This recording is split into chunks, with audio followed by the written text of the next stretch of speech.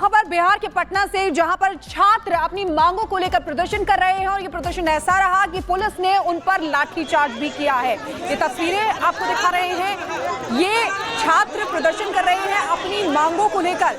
Bihar public service commission के बाहर अभ्यर्थी कई मांगों को लेकर प्रदर्शन कर रहे थे, जिसके बाद पुलिस ने छात्रों पर लाठीचार्ज भी किया है। ये तस्वीरें आपको दिखा रहे हैं। आप देखिए किस तरीके से कहासुनी भी हो रही है पुलिस के बीच में और छात्रों के बीच में। तख्तियां हाथ में छात्रों के लगी हुई हैं। ये दो तस्वीरें आपको दिखा रहे हैं बिहार पब्लिक सर्विस कमीशन के बाहर। ये अभ्यर्थी जो अपनी मांगों को लेकर यहाँ पर प्रदर्शन कर रहे हैं। और देखिए दूसरी तस्वीर में पुलिस ने लाठीचार्ज किया इन प्रदर्शन कर रहे छात्रों पर, जिसके बाद वहां से छात्र तितर-बितर होते हुए नजर आए। दो तस्वीरों के जरिए आप समझ सकते हैं इनकी कई मांगे हैं जिनको लेकर यहाँ पर प्रदर्शन किया जा रहा है। तो दो तस्वीरें आपको दिखा रहे हैं जिसमें आप देख सकते हैं झड़प भी यहाँ पर हो रही है पुलिस और छात्रों के बीच में। पुलिस समझाने की कोशिश कर रही है, बुझाने की कोशिश कर रही है, लेकिन छात्र मानने को तैयार नहीं है, लगातार चीख रहे हैं। और चलिए बढ़ेंगे आगे और बात करेंगे जम्मू कश्मीर में जारी ऑपरेशन ऑल आउट की, जहां देखिए लगातार आतंकियों से निपटने के लिए ऑपरेशन के तहत काम किया जा रहा है। और बड़ी जानकारी इसको लेकर मिल रही है, रोहिंग्याओं पर शिकंजा कसने की यहाँ पर तैयारी देखिए की गई है। जम्मू कश्मीर में रोहिंग्या घुसपैठ के खिलाफ अभियान तेज कर दिया गया है और लगातार देखिए जिस तरीके से कहा जा रहा था वही यहाँ पर देखने को भी मिल रहा है। आपको बता दें कि रोहिंग्याओं के खिलाफ ये ऑपरेशन, रोहिंग्याओं पर शिकंजा कसने की तैयारी है। जम्मू कश्मीर प्रशासन ने इसको लेकर आदेश दिया है। 409 रोहिंग्या परिवारों की पानी बिजली बंद कर दी गई है। इसी पर आपको एक रिपोर्ट दिखाते हैं कि किस तरीके से वहां पर हालात है और अभियान किस तरीके से चलाया जा रहा है।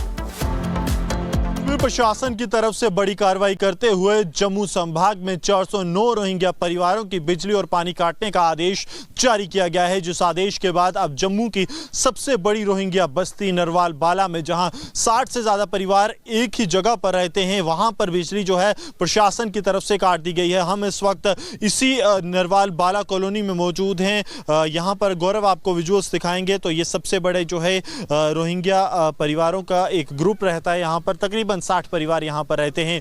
अब प्रशासन की तरफ से जो निर्णय लिया गया है, उस निर्णय के बाद आप देखेंगे तो पूरे जो इलाका है, क्योंकि यहाँ पर 60 परिवार के करीब रहते हैं, तो यहाँ पर अंधकार जो है वो छाया हुआ है। गौरव से कहूँगा आपको तस्वीरें जो हैं घरों के अंदर की भी दिखाएं कि बिजली और पानी काटने के आदेश जो हैं वो सरकार की तरफ से दिए गए हैं। ये आदेश जो हैं ये तहसीलदार बाहू की तरफ से अपने इलाके में 409 जो परिवार हैं रोहिंग्या यहाँ पर रह रहे हैं, उन्हें आइडेंटिफाई कर दिए गए हैं। अगर उस आदेश की को पढ़ा जाए तो उसमें लिखा है कि उसमें एक लिस्ट बनाई गई है कि जहां पर जो रोहिंग्या परिवार हैं वो अवैध रूप से रहते हैं, ऐसा जम्मू कश्मीर सरकार की तरफ से लिखा है।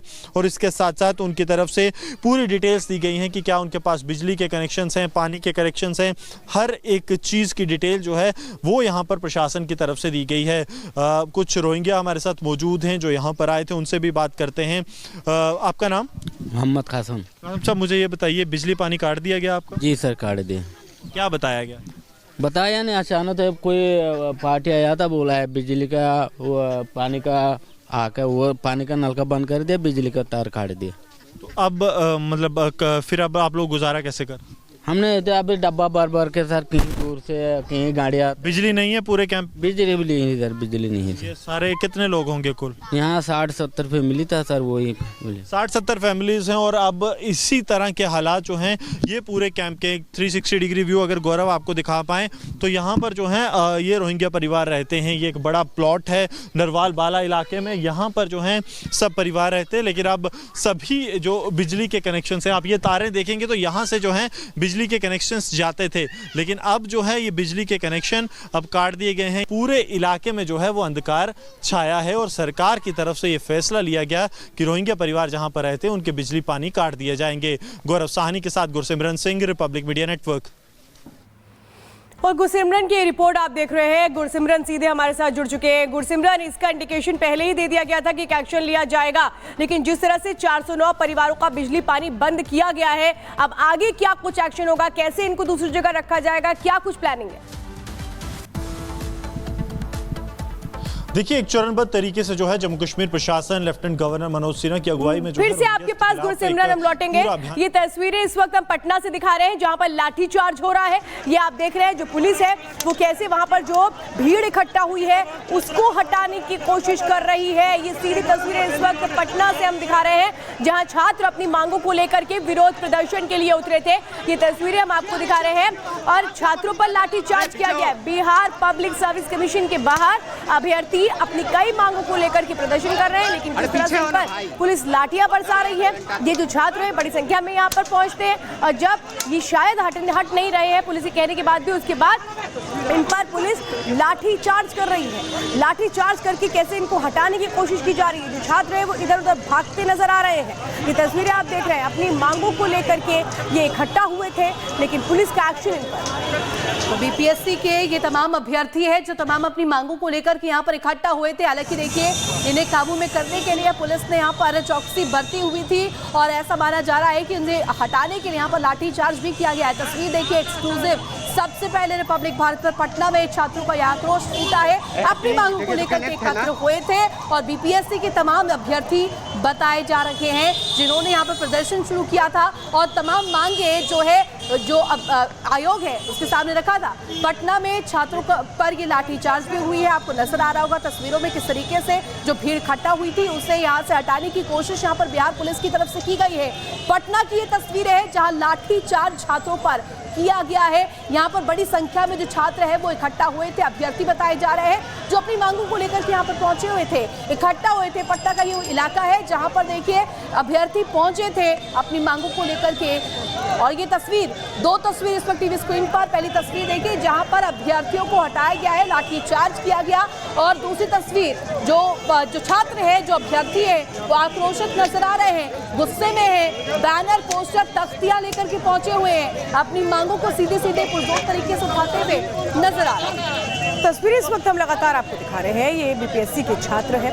हालांकि जो इनकी पहले मांग थी कि एक शिफ्ट में परीक्षा करवाई जाए उसको मान लिया गया था, लेकिन अभी ये तस्वीरें आप देख रहे हैं अपनी अलग अलग मांगों को लेकर फिर से ये इकट्ठा हुए हैं और ये इस वक्त प्रदर्शन कर रहे हैं। प्रदर्शनकारी छात्रों को पुलिस हटा रही है। इस खबर पर लगातार आपको अपडेट देंगे, लेकिन इस वक्त अरविंद केजरीवाल क्या कुछ कह रहे हैं, सीधे रुक करते हैं। दिल्ली की जनता बीजेपी से बहुत नाराज है। जिस तरह से पूरे दिल्ली के अंदर बीजेपी ने कानून व्यवस्था का बेड़ा गर्क कर दिया, खुलेआम मां बहनों की इज्जत लूटी जा रही है, खुलेआम गोलियां चल रही है, गैंगस्टर्स की राजधानी बना दिया है।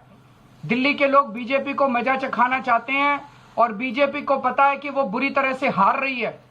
अब अंत पंत में उन्होंने ये तरीका ढूंढा है कि लोगों के आम आदमी पार्टी के ढेरों वोट कटवाओ और चुनाव जीतो।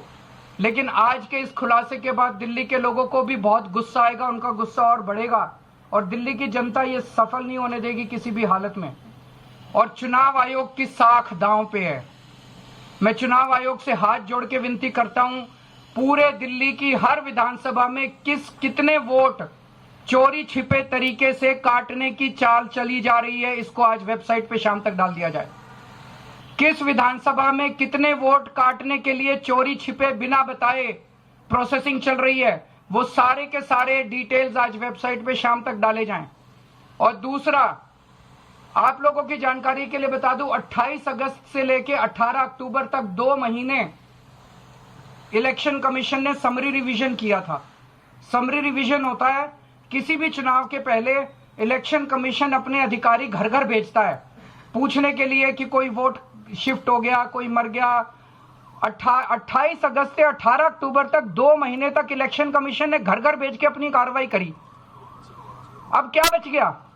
18 अक्टूबर के बाद अगर बीजेपी 11,000 वोट कटवा रही है तो कुछ तो गड़बड़ है। या तो इलेक्शन कमीशन ने अपनी काम ठीक से नहीं किया वो 2 महीने के अंदर। अब 2 महीने में अगर इलेक्शन कमीशन ने घर घर घूम के सारी कार्रवाई कर ली तो अब बीजेपी के 11,000 वोट के किस बेसिस पे काटे जा रहे हैं? तो हमारी मांग है कि 18 अक्टूबर के बाद कोई भी वोट दिल्ली के अंदर काटा नहीं जाना चाहिए चुनाव तक। मान लीजिए कोई आदमी शिफ्ट हो गया, क्या फर्क पड़ जाएगा? तो अरविंद केजरीवाल क्या कुछ कह रहे थे आपने सुना। बढ़ेंगे आगे और अब बात करेंगे संभल की, जहां देखिए सीएम योगी आदित्यनाथ ने 2 टूक कह दिया है कि जो दंगाई है उनका डीएनए एक ही है, जिसके बाद डीएनए पर दंगल शुरू हो चुका है। दिखाइए खबर इसी पर। 500 वर्ष पहले बाबर के एक सिपह सालार ने जो काम अयोध्या में किया था, जो काम संभल में किया था और जो काम आज बांग्लादेश के अंदर